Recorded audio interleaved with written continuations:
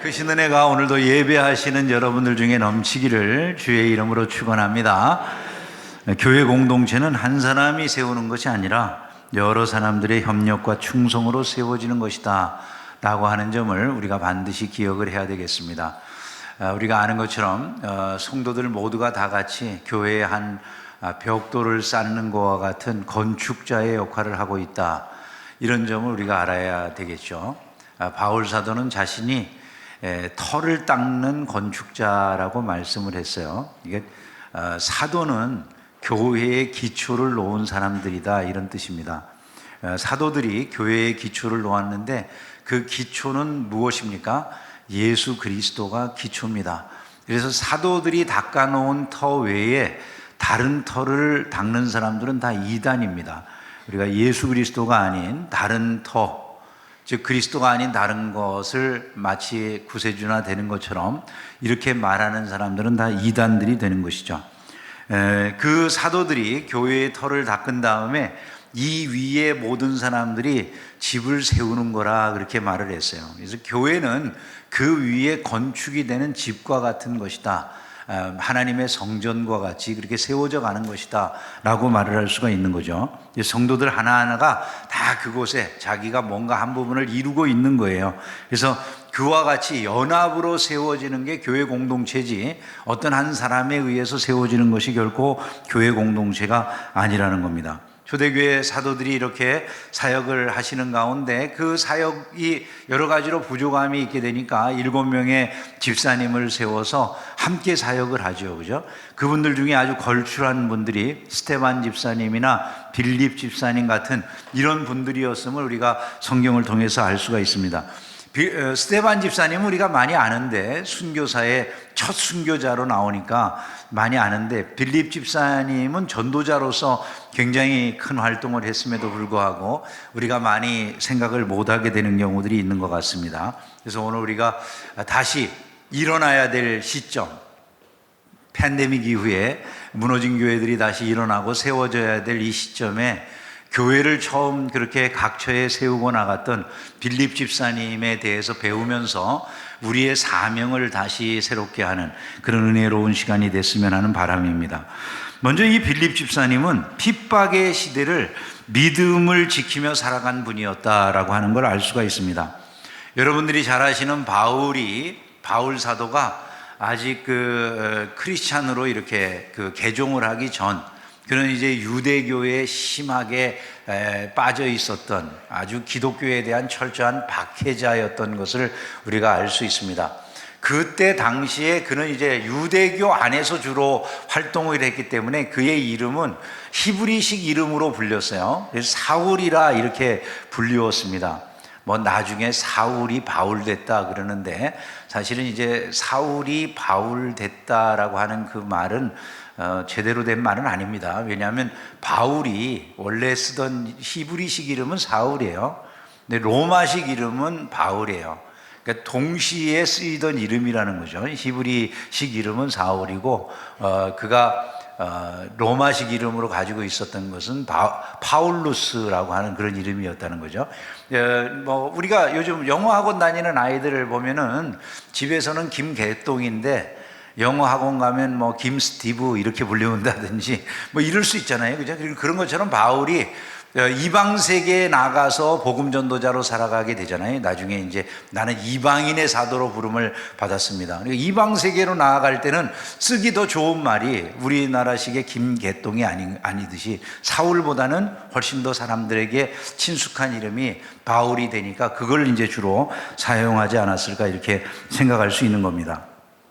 어쨌든 이 바울이 아직 그 사울로 주로 유대교 사회 안에서 살던 때에 그는 엄청난 핍박자였던 것을 우리가 알 수 있습니다. 스데반을 죽이는데 주동적인 역할을 한 인물이었어요. 근데 바울의 역할이 여기에서만 그친 게 아니라 수많은 크리스찬들을 핍박하는, 그것이 하나의 그 시작점이 되는 겁니다. 그래서 바울은 마치 경찰권을 가지고 있는, 사법권을 가지고 있는 사람처럼 기독교인들을 색출하러 돌아다니고 많은 기독교인들을 탄압했던 것을 우리가 알 수가 있습니다. 그래서 8장 3절을 보면은 사울이 교회를 잔멸할세 이렇게 되어 있어요.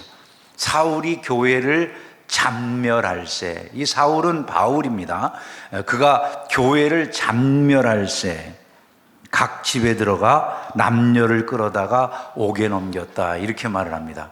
그러니까 얼마나 강력한 힘으로 교회를 탄압했는가 하는 것을 알 수가 있는 거죠. 이렇게 이제 교회를 탄압하니까 그 탄압을 성도들이 견딜 수가 없었어요. 너무 탄압이 심하니까 막 집집마다 들어와가지고, 여러분 아시다시피 하루에 3,000명, 5,000명씩 회개했다고 그러잖아요. 근데 그 사람들 가운데 이 성 안에 아무도 남아 있을 수가 없는 정도로 탄압이 심해가지고 사람들이 다 뿔뿔이 흩어져서 다른 곳으로 다 도망가야 되는 이런 처지가 되었더라는 것이죠. 대부분의 사람들은 자기가 살고 있는 보통 이 고향을 터전으로 떠나고 싶지 않은 게 일반적인 그런 생각들입니다. 그죠? 저도 이 서울에 살면서 주로 이 중계동을 중심으로 거주하게 되니까 중계동을 떠나가지고 다른 곳에 간다는 것은 좀 불편하게 여겨지죠. 강남만 가도 좀 불편해요. 그죠? 차 타고 다니는 게 일방도로? 그런 거 있고 그러면 좀 불편하잖아요. 여기 중계동은 다 양쪽으로 주로 다니지 어느 일방 통행로 같은 것이 별로 없으니까. 근데 강남에 가면은 일방 통행로도 많고 그러니까 불편한 그런 생각이 들기 마련인 건데, 사람이 자기가 살고 있는 것, 이 도시는 그래도 여기저기 옮겨 다녀도 비슷비슷한 것들이 있지만은 옛날 도시화되지 않던 시절에 고향을 떠난다는 건 이건 굉장히 어려운 일입니다. 왜냐하면 아무데나 가서 뭘 할 수 있는 일이 없잖아요. 대부분 농사 지으면 농사만 짓는 거지 다른 특별하게 살아갈 것들이 없는 이런 상황이기 때문에 자기 고향을 떠나는 것은 거의 생명을 거는 일과 같다라고 말하는 이런 시절이라고 볼 수 있는데, 이때 이 빌립이 결국은 자기 지역을 떠날 수밖에 없는 이런 상황이 되었던 것을 말씀하고 있는 것이죠.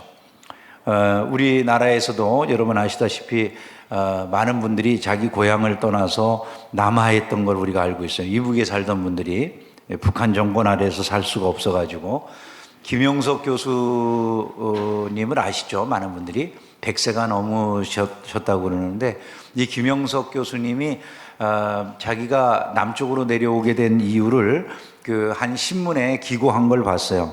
그 신문의 내용이 이런 거였습니다. 1947년도인데 해방되고 난 다음에 한 2, 3년 지난 요 시점인 것 같아요. 근데 북쪽의 고향을 자기는 지키고 싶었대요.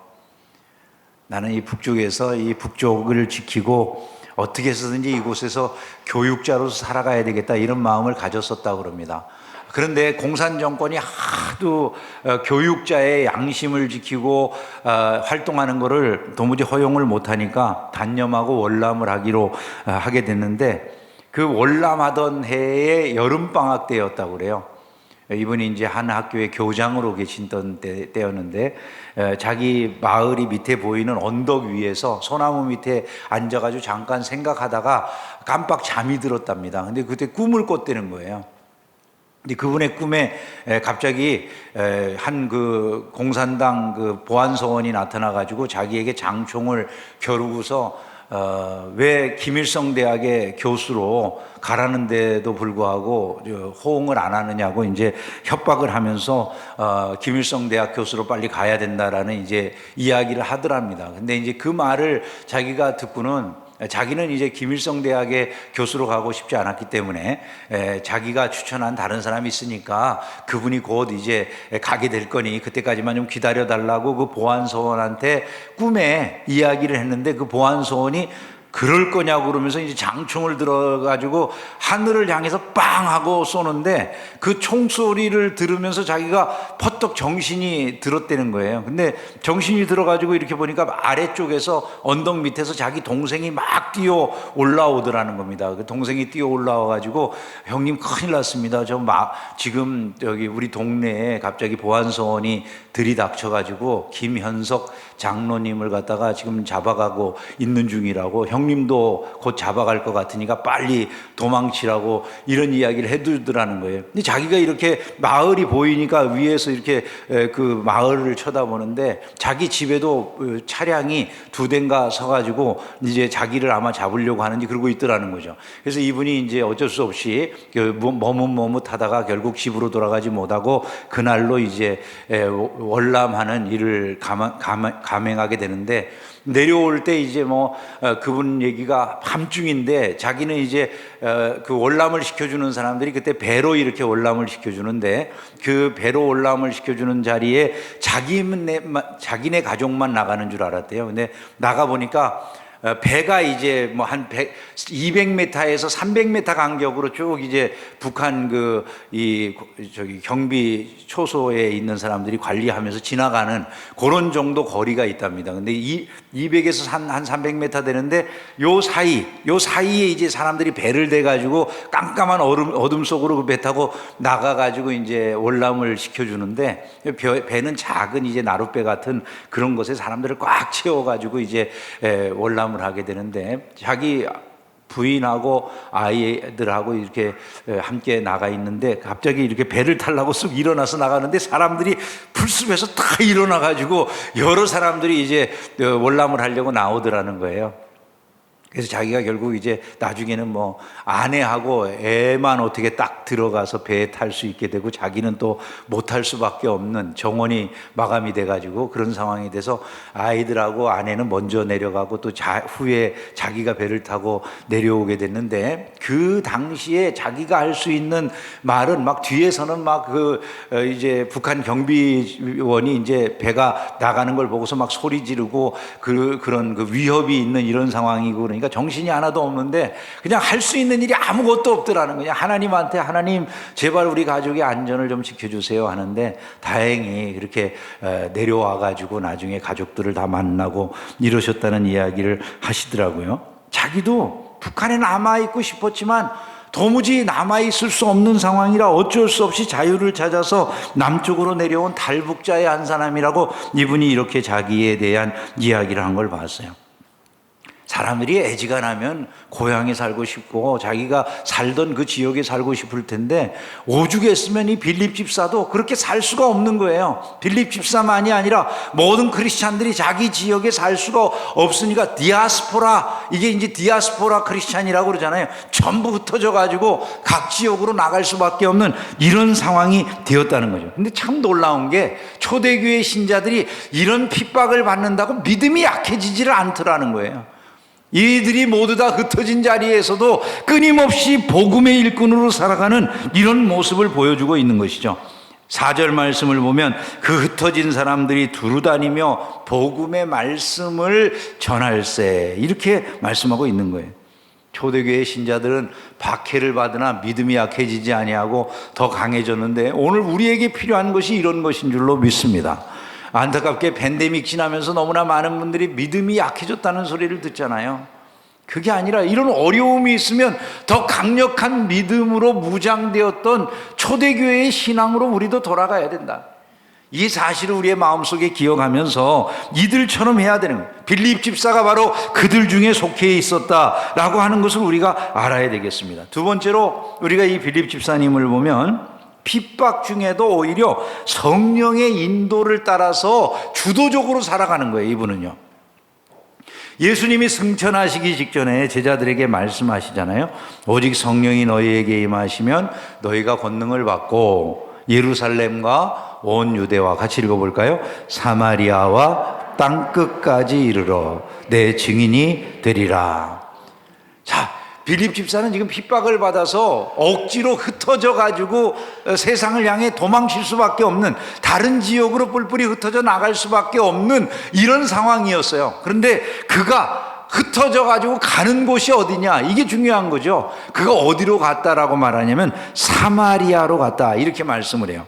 빌립이 사마리아 성에 내려가 그리스도를 백성에게 전파하니, 빌립의 마음속에 들어있는 생각이 뭡니까? 예루살렘과 온 유대와 사마리아와 땅끝까지 이르러 내 복음의 증인이 되리라라고 하신 그 말씀이 담겨져 있는 거예요. 그러니까 빌립이 이게 억지로 지금 핍박을 받아서 흩어졌는데 빌립의 발걸음은 오히려 그 흩어짐을 통해 가지고 주눅들거나 낙심하는 게 아니라 내가 주도적으로 주님의 뜻을 찾아 나가듯이 그렇게 발걸음을 옮긴다는 거예요. 여러분, 이게 너무나도 중요한 거라는 거죠.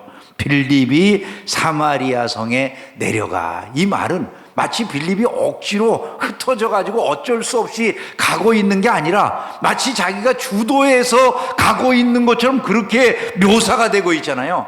여러분, 이게 신자의 삶의 모습이라는 거죠. 거기에 하나님의 역사가 있고 능력이 있다는 거예요.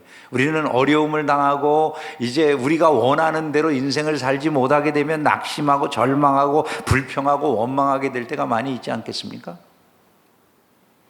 자신들은 절대로 안 할 것 같은 표정이신데 다행이죠. 그러면 근데 사실 많은 경우가 우리가 불평하고 원망하게 되지, 그 일 속에서 주님이 이 상황에서 나에게 원하시는 주님의 뜻이 무엇인가라는 것을 생각하면서 주도적으로 어려움 중에도 내가 오히려 더 주님의 일을 열심히 해야 되겠다라고 마음먹을 사람들이 얼마나 될까요, 여러분? 근데 삶의 기적은 바로 그럴 때 일어난다는 거예요. 이 빌립은 자기가 원해서 이곳에 온 건 아니에요. 핍박을 받아가지고 흩어져가지고 가는데 그 다음 발걸음이 자기가 주님의 말씀을 기억하고 주도적으로 나아가는 것처럼 그렇게 행동하고 있다는 거예요. 여러분, 우리가 삶을 바꾸는 길은 다른 데 있는 게 아니에요. 우린 너무나 수동적으로만 살아가잖아요. 수동적으로만. 근데 빌립과 같은 것이 인생을 바꾼다라고 하는 것을 늘 기억할 수 있기를 주의 이름으로 축원합니다. 그는 오히려 이것을 복음의 기회, 주님의 말씀에 순종할 기회로 만들어버리는 역사를 이루는 것이죠. 그는 사도도 아니고 뽑힌 7명의 집사 중에 한 분이었지만 너무나 놀랍게 성령의 인도를 따라 이와 같은 삶을 살아갔다. 성령이 너희에게 임하시면 너희가 권능을 받아서 예루살렘과 온 유대와 사마리아와 땅끝까지 이르러 내 복음의 증인이 된다는 그 말씀을 따라서 그가 그냥 살아가는 거예요.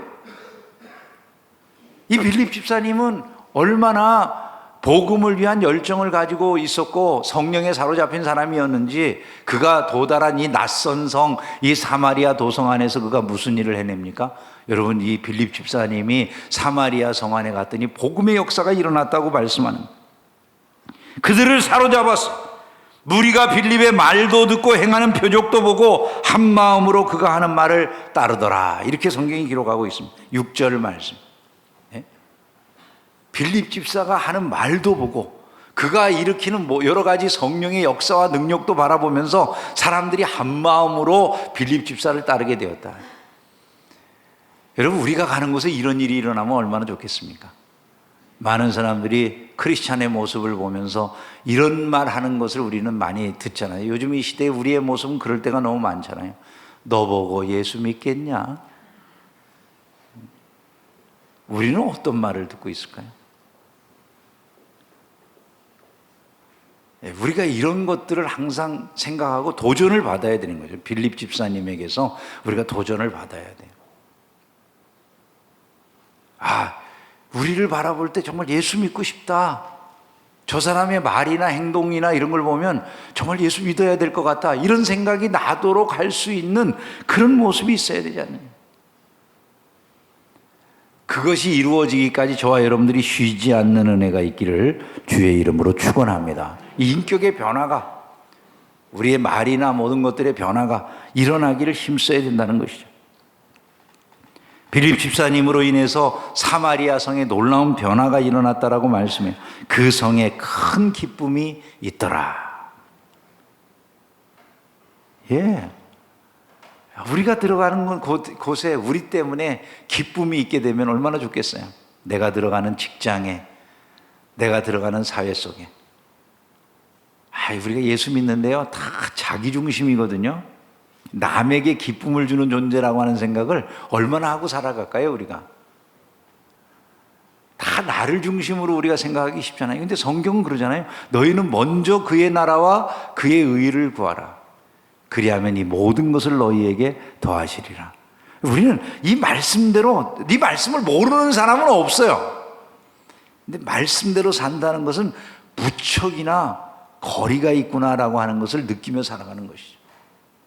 삶을 살아가면서 이런 것들이 우리에게 끊임없는 도전이 돼서 우리의 삶을 새롭게 하는 역사가 있기를 주님의 이름으로 축원합니다. 결국 이 빌립 집사님과 같은 분들의 그 희생적인 전도 활동을 통해서 이 사마리아라고 하는 어둠의 땅, 그 당시 유대인들에게도 배척당하고 조롱당하고 무시당하고 있던 이 사마리아와 같은 그 지역, 그 어두움의 땅에도 기쁨이 전해지고, 그리고 사람들이 회복되어지고 생명의 가치를 알게 되어지는 이런 역사가 일어나는 것이, 어둠의 땅에 비친 한 줄기 정말 밝은 빛과 같은 역할을 한 분, 그분이 바로 빌립 집사였던 것을 우리가 알게 되는 것입니다.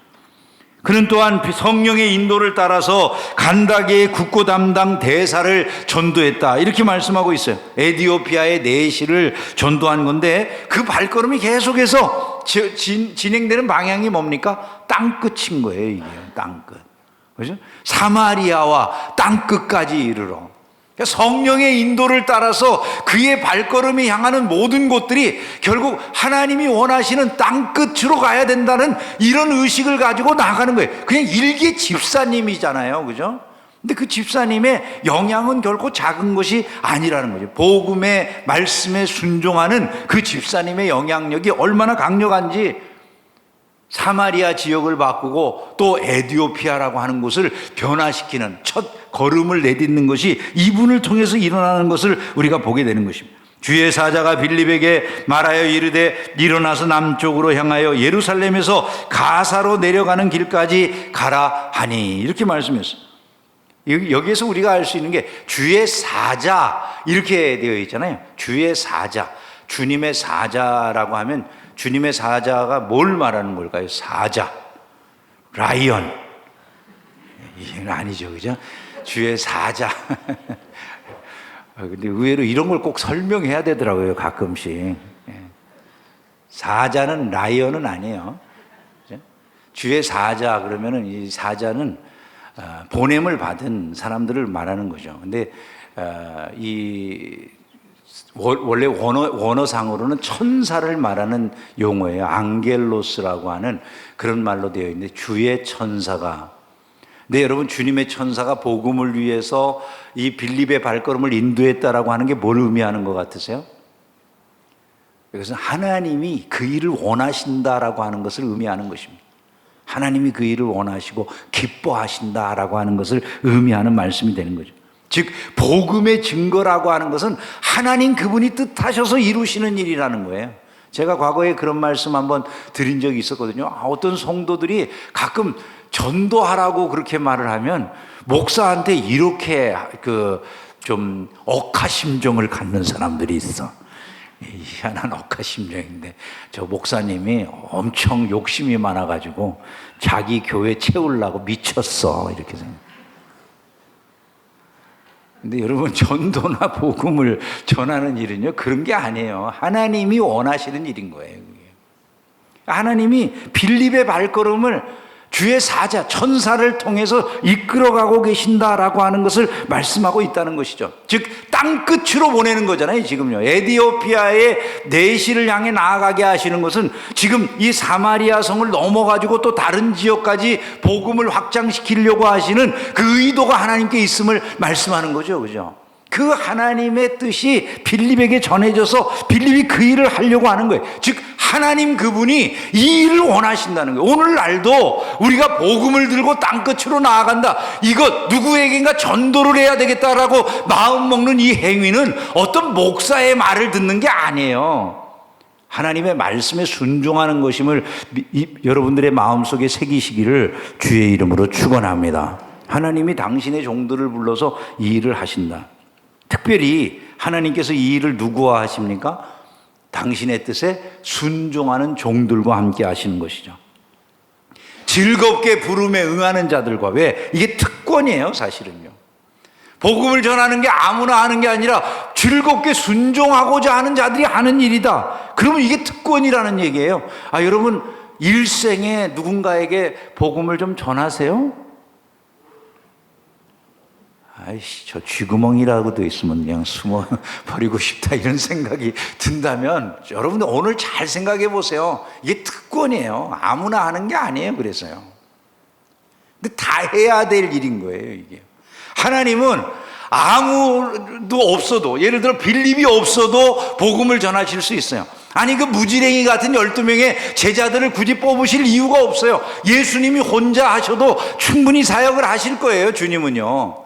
아니 하나님이 원하시면 못할 일이 어디 있으시겠습니까? 하룻밤에 18만 5천 명을 죽이실 수도 있고 또 그들에게 생명을 주실 수도 있는 그런 분이 하나님이신데 원하시는 대로 일을 못 하시겠어요? 근데 하나님이 기뻐하시는 방식이 그거예요. 사람을 통해서 일하시는 거예요. 거기에 우리를 쓰신다고 하시니까 그걸 알면, 그 하나님의 뜻을 알고 나 같은 것이 아무것도 아닌데 나를 하나님이 써서 일을 하시겠다라고 하시는 것이 감사해서 응하는 게, 그게 바로 부르심에 호응하는, 순종하는 그런 삶의 자세인 거거든요. 그래서 빌립이 바로 그 일을 했다는 거예요. 아무것도 아닌 것처럼 보여지는 빌립이지만, 그냥 집사에 불과한 빌립이지만, 그런 하나님의 말씀에 먼저 나서서 그냥 보내시는 대로 가요. 자기가 보냄을 받은 것이 광야이지만 광야도 아무 말 없이 가요. 예루살렘에서 가사로 내려가는 길까지 가라 하니 그 길은 광야라. 그 길이 광야임에도 불구하고 그냥 순종하고 가는 거예요. 왜? 하나님의 부름이 있으니까. 하나님의 좋지 않은 곳으로 나를 보냅니까? 이런 거 없어요. 그냥 부름받아 나선 이 몸 어디든지 가오리다, 이런 의식으로 가는 거죠. 그 찬송에 보면 이런 부분 있잖아요. 아 골골자 빈들에도 복음 들고 가오리다. 같이 불러볼까요?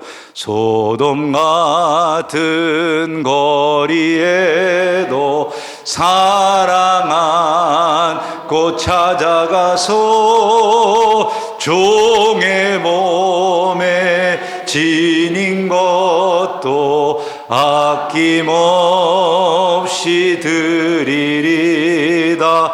종의 몸에 지닌 것도 아낌없이 드리리다. 예, 우리가 찬송가는 다 찰떡같이 불렀어요, 그죠? 그 다음에 이제 순종이 찰떡같이 나와야 되는 줄로 믿습니다. 우리가 찰떡같이 찬송한 다음에 그 다음에 순종은 한참 멀어가지고 이게 쉽지 않은 것이 될 때가 많이 있거든요. 빌립과 같은 이런 사람들을 하나님이 통해서 일을 하신다는 것이죠. 세 번째, 이 빌립 집사님은요, 말씀으로 잘 준비된 일꾼임을 우리가 알 수 있어요.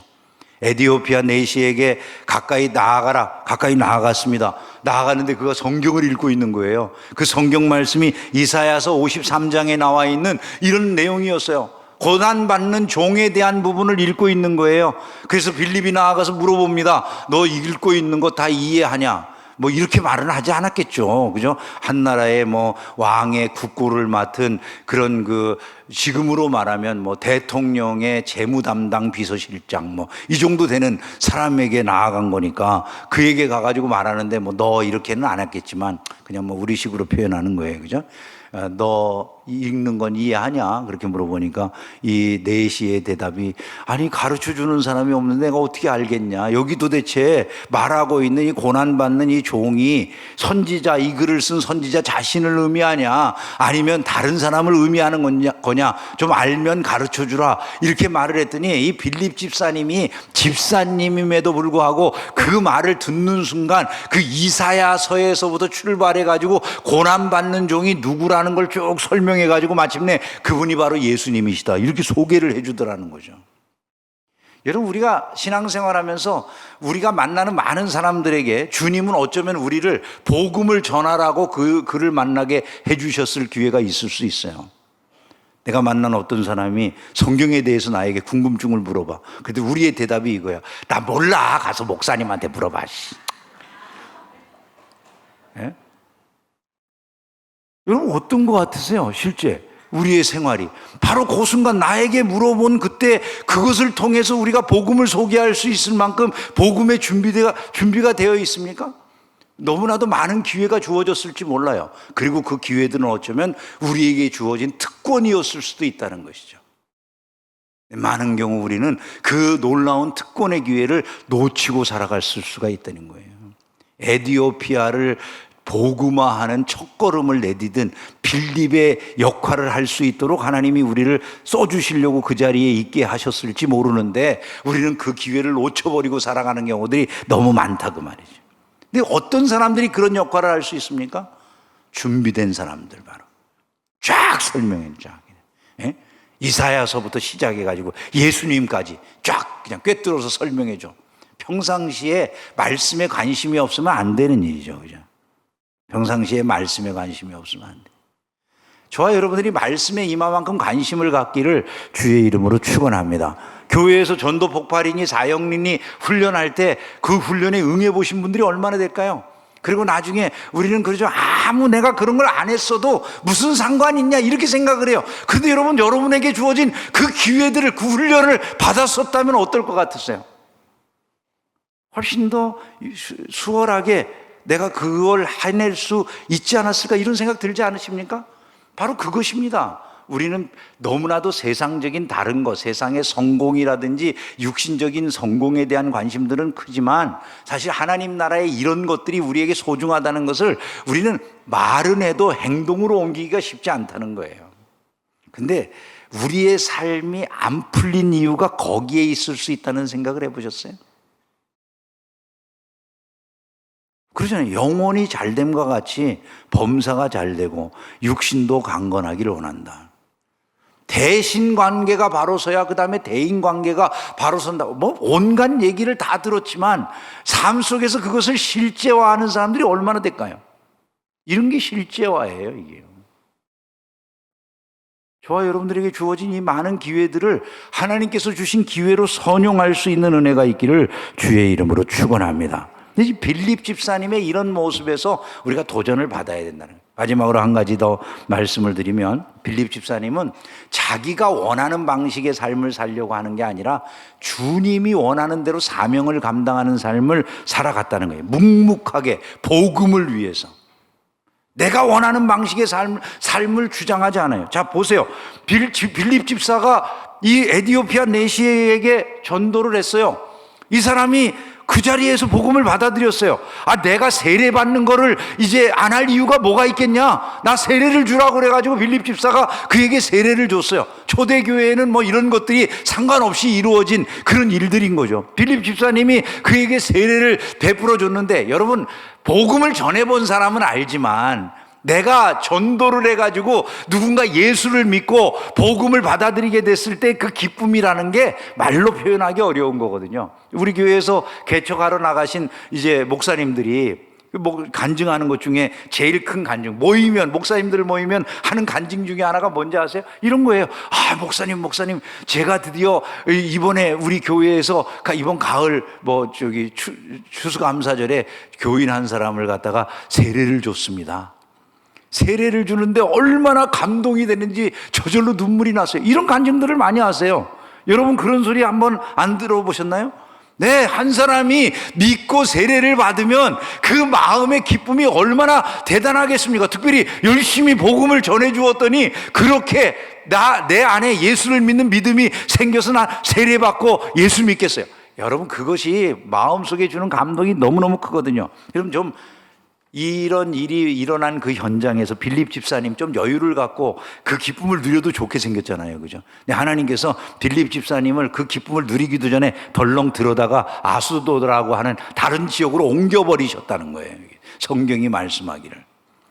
뭔가 좀 이렇게 함께, 아, 참 내가 대단한 일을 했구나 누리기도 전에 덜렁 들어서 옮겼어요.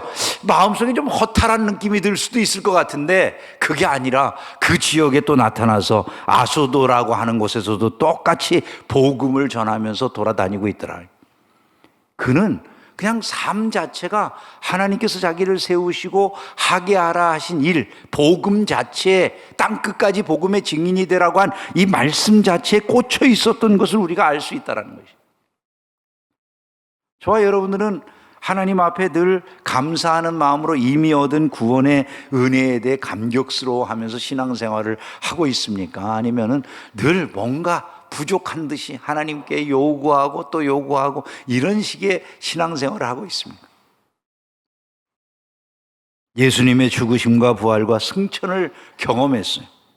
성령을 받았어요. 그 인도를 받고 있는 이런 상황 속에서 세상의 욕망은 이제 더 이상 빌립을 좌우하지 못해요. 그 마음에 가지고 있는 소망은 땅끝까지 이 복음이 전해져서 죽어가는 사람들이 살아나는 거예요. 참된 신앙은 이 지점에서 시대를 넘어서 공감대를 이룰 수 있어야 돼요. 우리가 가지고 있는 신앙이 무엇입니까? 우리도 동일하게 예수의 죽으심을 믿고 우리를 위해서, 그분이 우리를 위해 부활하시고 승천하시고 다시 오실 것에 대한 믿음을 동일하게 갖고 있지 않습니까? 예수를 주로 시인하며 믿음을 지켜나가는 그런 사람들이 아닌가요? 우리는 예수를 믿는 성령의 사람들이잖아요, 똑같이. 예수를 믿는 성령의 사람인 우리도 이 빌립 집사님과 같은 마음을 품고 살아야 되는 것이 아니겠냐는 것이죠. 조금만 어려우면 믿음이 꺾이는 이런 시대를 담지 말아야 될 줄로 믿습니다. 다행히 우리 시대에도 많은 사람들이요, 고난과 역경, 어려운 시련을 넘어가면서도 믿음을 지키고 끝까지 신앙 안에서 승리해가는 이런 모습으로 우리에게 모델이 되는 경우들이 많아요. 얼마 전에 개그우먼이었던 정선이라고 하는 이분을 뭐라고 그래요? 개그우먼이라고 그러죠, 그죠? 개그우먼. 네.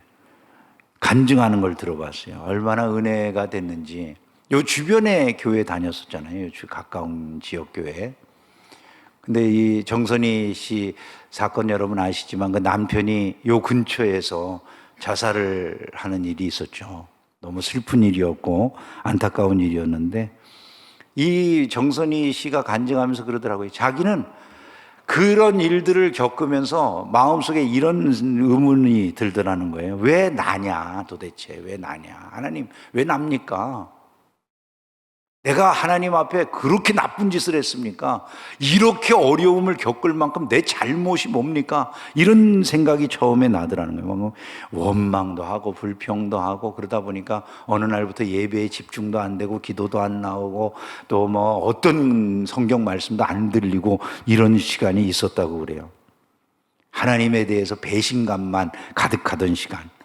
어느 순간에 자기에게 깨달음이 오더라는 거예요. 성도들이 자기를 위해서 계속 기도해 준다고 그런 말들이 아무것도 아닌 줄 알았는데 어느 순간에 자기 안에 깨달음이 오는 게 이런 거였대요. 아, 내가 뭔가 큰 어둠의 세력에 잡혀 있구나. 계속 죽고 싶은 생각이 나니까 사람들이 자기를 비난하는 소리를 들으면서 자기 안에 계속 죽고 싶은 생각이 나고 그게 우울증이라는 것도 모르는 상황 속에서 내가 죽어버리면 저 사람들이 즐거워하겠구나. 그냥 이런 생각만 드는 이런 시간이 있었는데 어느 순간에 갑자기 이게 내가 나를 사로잡고 있는 뭔가 어둠의 세력을 따라가는 것 아니냐라고 하는 깨달음이 오더라는 거예요. 그리고 자기가 정말 자기를 보니까 날마다 죽음의 길을 향해서 나아가고 있더라는 것이죠. 그러던 어느 날 갑자기 자기에게 깨달아진 것이 주님의 발끝이었대요. 근데 그걸 보니까 자기를 위해서 오히려 예수님이 대신 욕을 당하시고 문매를 맞으시고 돌팔매를 당하셨는데 자기보다 앞서가시면서 예수님이 그 일을 당하셨다는 게 깨달아지더래요. 그 순간에 자기는 그만큼 예수님만큼은 힘들지 않다라고 생각하게 되었고 결국 자기가 처해 있는 그 곤고한 자리를 벗어날 수가 있었다고 이분이 간증을 하면서 담대하게 복음을 전하는 거예요. 자기는 이 영적 전쟁이라고 하는 걸 느껴봤다고 그러면서 하나님 안에 들어와야 승리한다는 담대한 믿음을 증거하면서 상처 입은 분들에게 이분이 하는 말이 이거예요. 하나님이 당신을 위해서 선한 계획을 가지고 계시니까 그분의 손을 놓치지만 않으면 마침내 이겨낼 수 있다고 이렇게 말을 해주더라고요. 핍박을 이기고 복음의 증인으로 살아갔던 빌립 집사님의 정신은 사라지고 없는 게 아니에요. 오늘날도 믿음의 사람들 안에 여전히 면면하게 그런 정신이 흘러가고 있다는 것을 잊지 않기를 주의 이름으로 축원합니다. 지금 주님이 우리를 부르고 계시지 않습니까? 일어나라, 빛을 발하라. 이 소리에 귀를 기울이고 일어나 어둠을 물리치는 복된 시대의 빛으로 살아가는 저와 여러분들이 되기를 주의 이름으로 축원합니다.